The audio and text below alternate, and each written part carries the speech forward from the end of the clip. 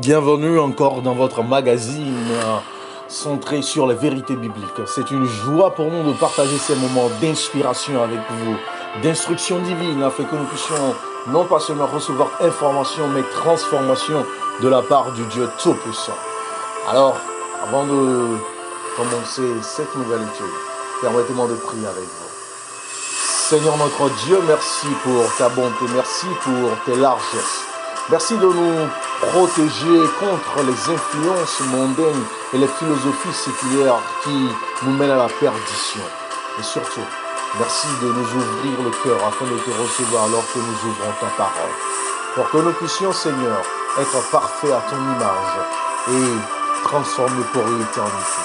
Parle-nous, Seigneur, révèle-toi à nous, afin que nous puissions quitter l'ignorance pour l'intelligence, l'obscurité pour la clarté, et surtout, la perdition pour l'éternité au nom de Jésus-Christ. Amen. Alors, comme je le disais, aujourd'hui, nous avons encore une nouvelle étude concernant un domaine très important, même capital de notre vie. Alors, permettez-moi de vous demander si vous croyez encore à l'amour. Alors, c'est à cette question que nous allons répondre aujourd'hui en ayant comme leçon: un mariage heureux est-il encore possible? Un mariage heureux est-il encore possible? Ce sont les tragédies du divorce, des ex-conjoints amers, des promesses non tenues et des enfants confus. Ne laissez pas cela arriver à votre famille, chers amis. Que votre mariage traverse des moments difficiles ou connaisse le bonheur conjugal, ou même si vous n'êtes pas encore marié, mais que vous y réfléchissez. La Bible offre des conseils éprouvés pour aider votre mariage à durer. C'est un conseil de Dieu, celui qui a créé et ordonné le mariage. Si vous avez tout essayé, pourquoi ne pas lui donner une chance? Alors pour cette leçon divisée en deux parties, nous aurons au total 17 clés. Oui, je dis bien 17 clés pour un mariage heureux. Alors la première clé, c'est d'établir votre foyer en privé. La Bible nous dit dans Genèse chapitre 2 au verset 24, « C'est pourquoi l'homme quittera son père et sa mère et s'attachera à sa femme, et ils deviendront une seule chair. » Le principe de Dieu est qu'un couple marié doit quitter la maison de ses parents, doit quitter l'autorité de ses parents et fonder la sienne, établir la sienne. Même si les finances exigent quelque chose de modeste, comme un appartement d'une pièce, un mari et une femme doivent en décider ensemble, comme un seul homme, et rester ferme, même si quelqu'un s'y oppose. De nombreux mariages seraient améliorés si ce principe était suivi attentivement. Cela vous permet d'avoir votre intimité, cela vous permet d'avoir une vie privée, cela vous permet d'avoir des conversations franches et une attitude honnête l'un envers l'autre dans votre intimité. Alors la deuxième clé que nous allons voir, c'est de continuer à tomber amoureux l'un de l'autre. Continuer à tomber amoureux l'un de l'autre. Quel est le conseil de l'apôtre Pierre? Trouvons cela dans sa première épître, chapitre 4, verset 8. « Avant tout, ayez les uns pour les autres une ardente charité, car la charité couvre une multitude de péchés. » Un amour sincère, c'est ce à quoi l'apôtre Pierre nous appelle.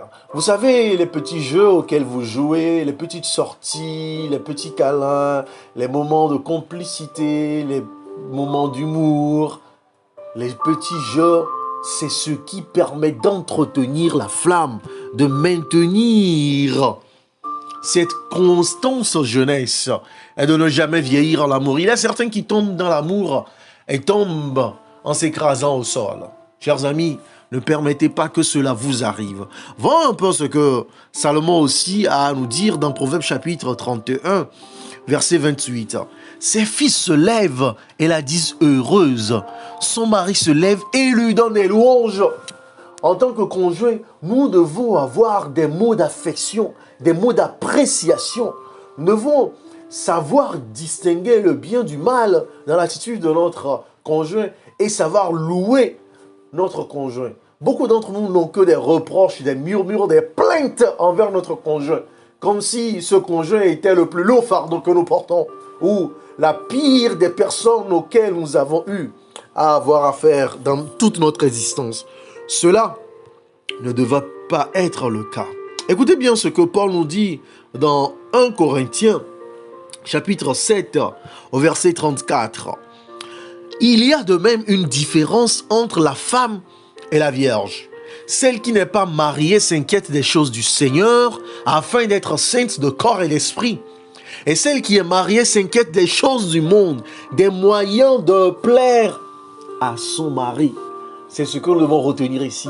Vous savez, vous ne pouvez pas avoir la même vie qu'une personne qui n'est pas mariée ou une personne qui n'a pas l'intention de se marier ou une personne qui ne vit pas un mariage heureux.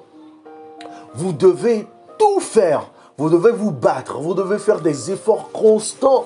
Vous devez faire des efforts répétés pour trouver des moyens à faire quoi? À plaire à votre conjoint. Cherchez à faire ce qui le rendrait heureuse, ce qui la rendrait heureuse, ce qui permettrait d'être épanoui dans le foyer, ce qui le permettrait d'être toujours joyeux, constamment heureux. Et cela va vous affecter aussi parce que vous aurez les retombées. Si vous cherchez à plaire à l'autre, à faire plaisir à l'autre, à trouver des moyens de mettre l'autre à l'aise, vous serez en retour béni. Écoutons encore ce que Paul a à nous dire sous l'inspiration divine dans Romains chapitre 12, verset 10. Par amour fraternel, soyez pleins d'affection les uns pour les autres. Par honneur, usez de prévenance réciproque. Oh oui, amour sincère, sans hypocrisie. L'affection, faites honneur, remplissez l'autre d'honneur. Et surtout, persévérance réciproque. Ne le faites pas pour un moment ou pour un instant, ou souvent seulement lorsqu'on cherche à gagner l'affection de l'autre ou à gagner son amour. Mais ceci doit être tout au long de votre existence. Vous devez continuer à raviver votre flamme alors que vous êtes dans le foyer, comme lorsque vous étiez en train de vous fréquenter ou seulement de vous voir quelques jours dans la semaine. Maintenant que vous vivez ensemble, cela doit être à chaque instant de votre existence. Les mariages réussis ne se produisent pas d'un coup au hasard, ils doivent être développés. C'est un combat perpétuel, c'est une constance dans l'effort. Ne vous considérez pas comme acquis ou ne voyez pas que non, je n'ai plus rien de nouveau à offrir, non, nous sommes déjà vieux. Non, vous devez chasser la monotonie. Vous ne devez pas considérer comme acquis cet amour. Et ce qui en résulte devrait être non pas pour nuire à votre mariage, mais pour préserver un bonheur, un mariage heureux. Pourquoi ne pas décider d'avoir le meilleur mariage qui soit? Pourquoi ne pas décider d'être un exemple dans cette société si immorale, si corrompue par votre foyer?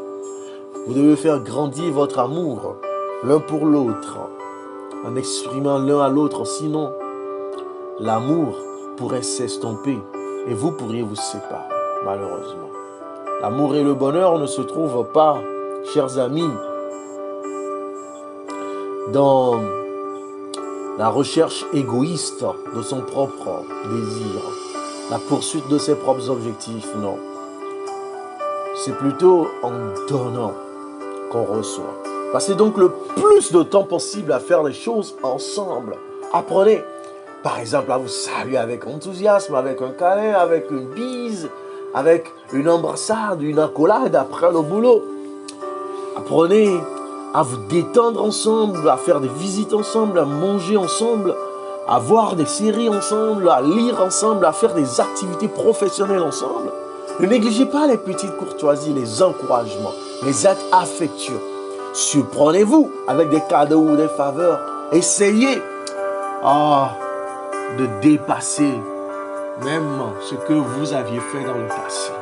N'essayez pas de retirer de votre mariage les petits plaisirs, chers amis, mais mettez beaucoup de temps à investir de l'effort pour une réussite. Parce que le manque d'amour est le plus grand destructeur du mariage, chers amis. Oui. Étape numéro 3, ou la troisième clé, c'est que vous devez vous souvenir que Dieu vous a unis dans le mariage. C'est lui qui vous a unis. Dans Matthieu chapitre 19, versets 5 à 6, nous avons une révélation importante sur le mariage. Et qu'il dit, c'est pourquoi l'homme quittera son père et sa mère et s'attachera à sa femme. Et les deux deviendront une seule chair. Ainsi, ils ne sont plus deux, mais ils sont une seule chair. Que l'homme donc ne sépare pas ce que Dieu a joint. Et ici, c'est un appel à la préservation de l'unité familiale entre un homme et une femme. L'amour a presque disparu peut-être de votre vie ou que vous n'y croyez peut-être plus. Alors que le diable veut briser votre mariage en vous tentant d'abandonner, n'oubliez pas que Dieu lui-même vous a unis dans le mariage. Aussi, vous aviez fait des choix égoïstes ou personnels, Dieu peut vous unir. Il est capable de restaurer les cœurs brisés. Il est capable de restaurer ce qui a été détruit. Il est capable de ressouder ce qui ne tient plus. Il désire que vous restiez ensemble et que vous soyez heureux. Il apportera le bonheur et l'amour dans votre vie si vous obéissez à ses commandements divins. Parce que dans Matthieu chapitre 19, verset 26, nous lisons « Aux hommes cela est impossible, mais à Dieu, tout est possible. » Oui, tout est possible à ce Dieu qui est capable de tout, même de vous restaurer. Ne désespérez pas. L'Esprit de Dieu peut changer votre cœur et celui de votre conjoint si vous le lui demandez, le laissez faire. Mettez-vous ensemble, combattez ensemble, luttez ensemble contre les facteurs destructeurs de votre union. Luttez ensemble contre les forces extérieures qui influencent négativement votre foyer. Et tenez-vous dans cette union, dans la puissance divine, pour affronter toutes les péripéties et être plus que vainqueur. Alors la quatrième clé, c'est de préserver vos pensées. Vous savez, souvent on laisse beaucoup de pensées négatives, beaucoup d'aspects destructeurs, de facteurs envahissants occuper la place de notre esprit. Ce qui devait être la place de la joie, de l'amour, le sol sur lequel devait germer la positivité, l'optimisme, la joie, le bonheur, est hélas détruit. Nous lisons ceci dans Proverbes chapitre 23, verset 7. Écoutez bien. Car il est comme les pensées de son âme.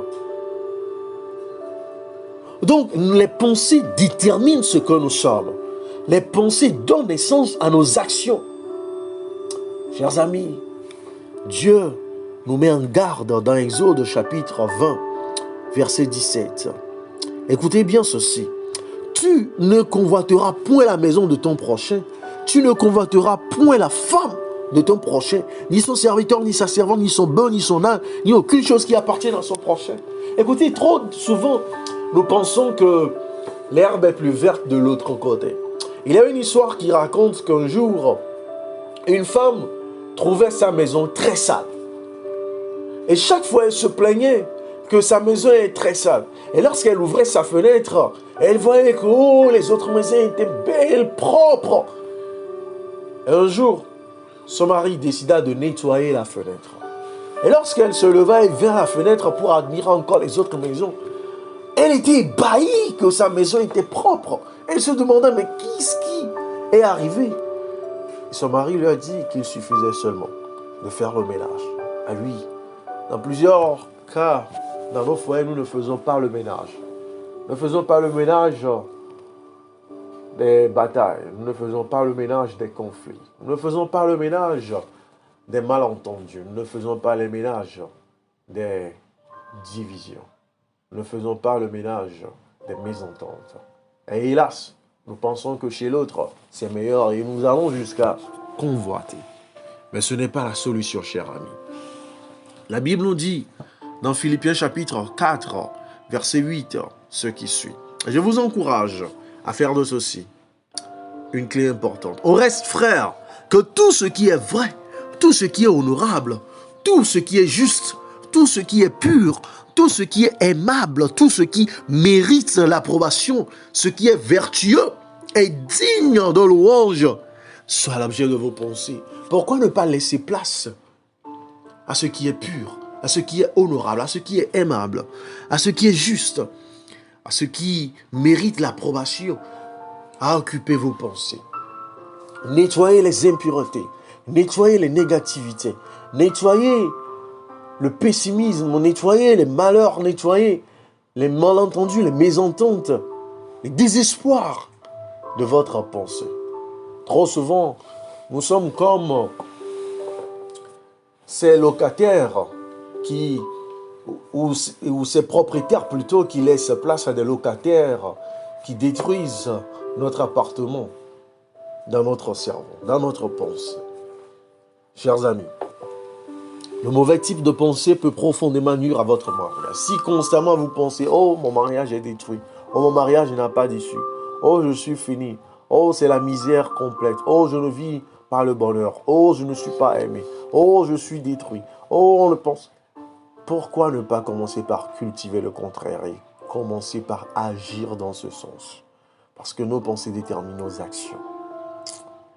Le diable vous tentera avec des pensées comme notre mariage était une erreur. Pourquoi je me suis même marié? Pourquoi mon conjoint fut le fruit de mon choix? Elle ne me comprend même pas. Oh, je n'en peux plus. Oh, il n'est pas fait pour moi. Oh, nous pouvons toujours divorcer si nécessaire. Oh, je rentrerai chez ma mère. Oh, mon père a une maison où je peux habiter. Oh, il a souri à cette femme. Oh, ceci ou cela.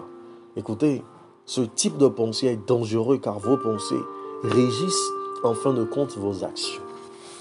Évitez de voir, de dire, de lire ou d'entendre quoi que ce soit qui, ou de vous associer à quelqu'un qui suggère d'être infidèle, ou de détruire votre foyer, ou de le quitter.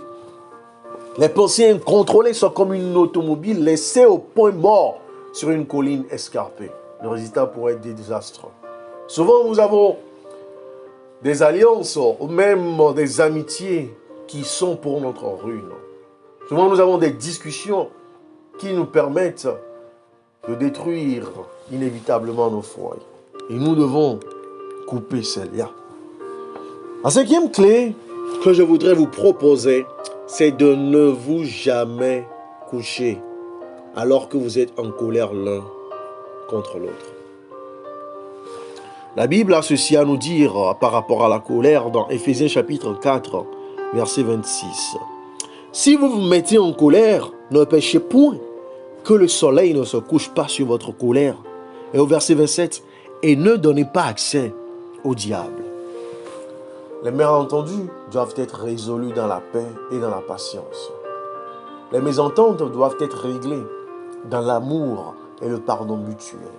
Et en l'espace de 24 heures, sans que vous ne vous couchiez. Sinon, et si le diable vous visitait pendant la nuit, et si vos pensées mûrissaient sur un sol fertile pendant la nuit, et si le lendemain ne vous était pas donné.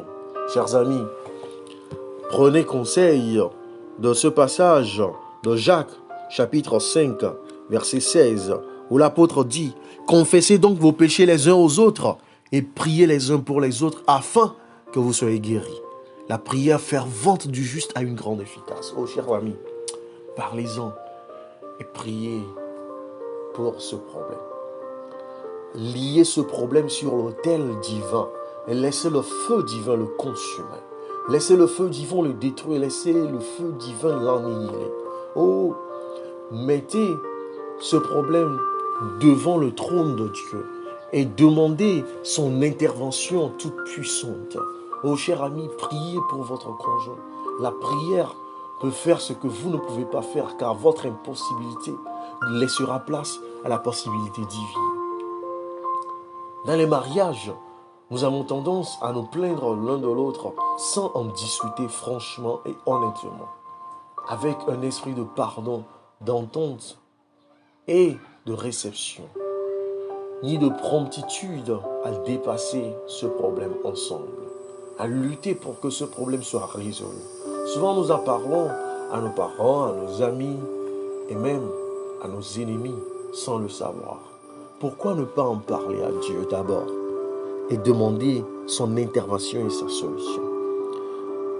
Dieu nous dit à travers Paul dans Philippiens, chapitre 3, verset 13, « Frères, je ne pense pas l'avoir saisi, mais j'ai fait une chose, oubliant ce qui est en arrière et me portant vers ce qui est en avant. » Certains d'entre nous traînent dans nos mariages des problèmes qui durent des années, des problèmes qui durent des mois, des problèmes sans fin, des problèmes perpétuels.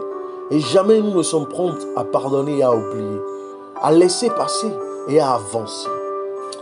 La Bible nous dit dans Éphésiens chapitre 4, verset 32, « Soyez bons les uns envers les autres, compatissants, vous pardonnant réciproquement comme Dieu vous a pardonné en Christ. » Sans le pardon, oubliez le mariage. Parce que vous avez vécu votre vie sans cette personne. Et vous devez faire maintenant 24 heures sur 24, 7 jours sur 7, avec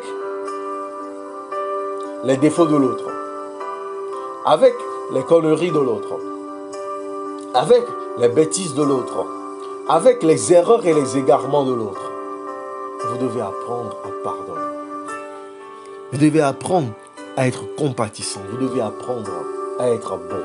Chers amis, rester en colère à cause de blessures et de malentendus, grands ou petits, peut être désastreux. À moins d'être traité en temps opportun, même de petits problèmes peuvent s'installer dans votre esprit sous forme de conviction et peuvent nuire à votre vision de la vie. C'est pourquoi Dieu a dit de laisser refroidir votre colère avant de vous coucher. Soyez assez grand pour vous pardonner et dire « Je suis désolé ». Même si ce n'est pas vous qui avez offensé votre conjoint. Après tout, personne n'est parfait. Et vous êtes tous les deux dans la même équipe. C'est une équipe et vous devez combattre ensemble pour remporter la victoire.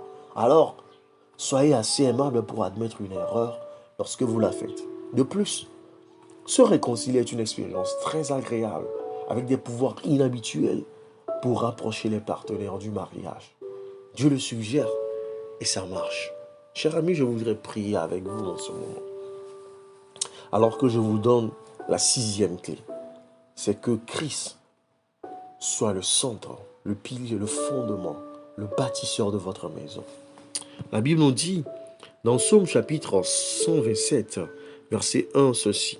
Psaume chapitre 127, verset 1. Si l'Éternel le bâtit la maison, ceux qui la bâtissent travaillent en vain. Tout ce que vous aurez fait, même les thérapies conjugales, même les visites chez les beaux-parents, même l'intervention des amis ou des familles, serait vain si Dieu n'est pas le premier homme de la maison. Si Dieu n'est pas le propriétaire de votre foyer, le garant de votre bonheur. Dans Proverbe chapitre 3, verset 6, nous lisons « Reconnais-le dans toutes tes voies et il aplanira tes sentiers ». Paul nous dit dans Philippiens chapitre 4, verset 7, que nous pouvons être plus que vainqueurs en ayant la paix avec Dieu. Il dit « Et la paix de Dieu qui surpasse toute intelligence gardera vos cœurs et vos pensées en Jésus-Christ. » C'est vraiment le plus grand principe, cher ami. Car c'est celui qui permet tous les autres. L'ingrédient vital du bonheur au foyer ne réside pas dans la diplomatie, la stratégie ou nos efforts pour surmonter les problèmes, mais plutôt dans une union avec le Christ. Les cœurs remplis de l'amour du Christ ne seront pas éloignés longtemps. Avec Christ à la maison, un mariage a plus de chances de réussir. Jésus peut laver l'amertume et la déception, et restaurer l'amour et le bonheur. Chers amis, je voudrais que vous fassiez cette expérience de mettre Jésus au centre de votre vie. Peut-être que vous n'avez pas bien commencé. Peut-être que vous n'avez pas cherché à connaître et à accomplir la volonté de Dieu. Peut-être même que vous avez abandonné Dieu après tout le bazar. Ou même vous avez pensé trouver solution ailleurs. Chez les charlatans, chez les devins, dans les horoscopes. Ou même dans la consultation de ceux qui invoquent des esprits. Ou même auprès de bonnes personnes. Mais est-ce que vous avez consulté Dieu? Et le facteur Jésus. C'est pour cela que je voudrais que nous puissions prier ensemble aujourd'hui. Et si vous le pouvez, prier avec votre conjoint. Ou priez pour votre conjoint. Demandez à Dieu d'être le centre de votre vie, d'être le souverain de votre vie, de contrôler vos cœurs, de contrôler vos pensées, de rendre captifs vos âmes et de vous conduire dans sa sainteté et dans sa pureté, de vous conduire dans son amour et dans son pardon, de vous conduire dans sa bonté et dans sa bienveillance, et qu'il puisse restaurer tout ce qui est brisé, qu'il puisse sauver tout ce qui a été volé, tout ce qui a été éperdument détruit. Oh, je prie en ce moment, afin que le Seigneur puisse vous visiter en vous imposant sa main. Il vous impose sa main et que de cette main découle son onction, que de cette main découle la réconciliation, que de cette main découle la fondation d'un nouveau commencement, que de cette main découle la puissance pour agir dans la transfiguration. Oh, que l'amour, la paix vous soit communiqués, que ces stratégies vous soient communiquées avec un meilleur partenariat, afin qu'une meilleure entente, afin qu'une meilleure union s'établisse entre vous et votre conjoint. Oh, je prie que le Seigneur puisse restaurer, même si ce foyer a été brisé, même si le divorce a été prononcé, que les cœurs soient pardonnés, que des changements s'opèrent, que le pardon prenne place à la confusion, et que la lumière jaillisse sur vous au nom puissant de Jésus-Christ. J'étais heureux de partager ces secrets avec vous, et je pense vous retrouver pour le prochain numéro, pour continuer à découvrir ces clés importantes pour un mariage non seulement réussi, mais heureux. Jusqu'à vous revoir, n'oubliez pas de vous abonner, de partager et surtout de soutenir ce ministère au nom de Jésus-Christ. Amen.